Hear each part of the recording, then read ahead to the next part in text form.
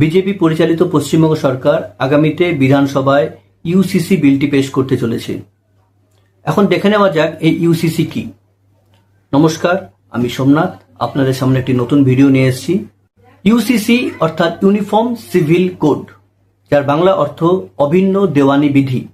এই ইউসিসির অধীনে কি আছে?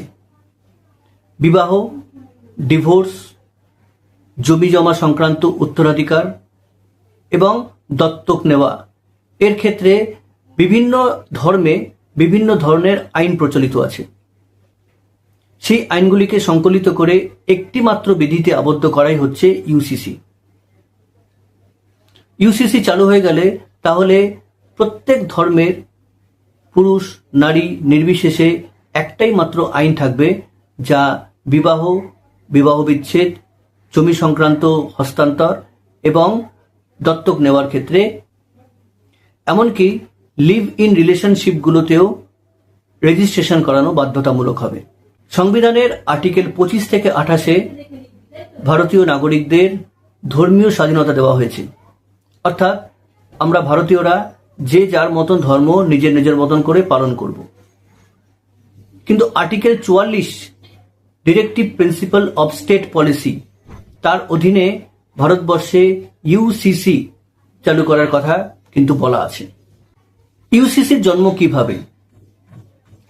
1980-র দশকে শাহ বানো নামে এক মুসলিম মহিলা, তাকে তার স্বামী 3 তালাকের মাধ্যমে বিবাহ বিচ্ছেদ করে।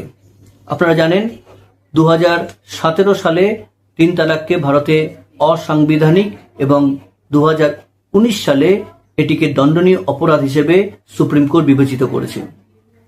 সেই 3 তালাকের মাধ্যমে যখন শাহ বানোকে তার স্বামী তালাক দেয়, অর্থাৎ বিবাহ বিচ্ছেদ করে, এবং তার ভরণ পোষণ নিতেও সে অরাজি হয়, তখন আইনি সাহায্য নিয়ে তিনি সুপ্রিম কোর্টে যান এবং সুপ্রিম কোর্ট থেকে 1985 খ্রিস্টাব্দে শাহ বানোকে সুবিচার পাইয়ে দেওয়া হয়।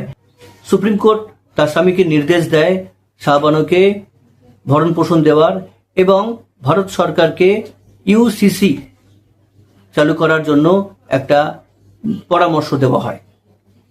তারপর অনেকটা বছর কেটে গেছে, নানান জায়গা থেকে নানান ধরনের প্রতিবাদ প্রতিরোধ, বিশেষ করে মুসলিম সমাজ থেকে, এমনকি উত্তর পূর্ব ভারতেও বিভিন্ন প্রতিবাদ গড়ে উঠেছিল, এখনো আছে, যেই কারণে ইউসিসি চালু করাটা বর্তমানে সম্ভব হয়নি। বিজেপি সরকারের মধ্যেও এই ইউসিসি প্রচলন নিয়ে কিন্তু নানান ধরনের সমস্যা রয়েছে। যেমন এনডিএ শরিকদের মধ্যেই মতবিরোধ রয়েছে এই ইউসিসি প্রচলন নিয়ে। আরএসএস, বিজেপি এই উভয়ের মধ্যে টানাপোড়েন আছে এই বিধি প্রচলন নিয়ে। তাই সারা ভারতবর্ষে এই বিধি এখনো পর্যন্ত শুরু করা যায়নি। 2019 এবং 2020 সালে পার্লামেন্টে এই বিলটি পেশ হওয়ার আগেই তাকে প্রত্যাখ্যান করা হয়েছিল। প্রথমে নাম করতে হয় উত্তরাখণ্ড রাজ্যের, যেখানে সিএম পুষ্কর সিং 2024 সালে ইউসিসি চালু করে দিয়েছিলেন। অর্থাৎ ভারতবর্ষের প্রথম ইউসিসি চালিত রাজ্য হল উত্তরাখণ্ড। পরবর্তীকালে গুজরাট এবং আসামেও এই বিলটি পাশ হয়। বর্তমানে পশ্চিমবঙ্গ সরকার এই উদ্যোগটি নিয়েছে। এখন দেখা যাক এই বিলটি পশ্চিমবঙ্গে কিভাবে পেশ হয়। এই বিলটি পেশ হওয়ার পরে কি কি আন্দোলন গড়ে ওঠে, কি কি প্রতিবাদ গড়ে ওঠে, কোথায় কোথায় এর প্রভাব পড়বে, তা আমরা ভবিষ্যতে দেখতে পাবো।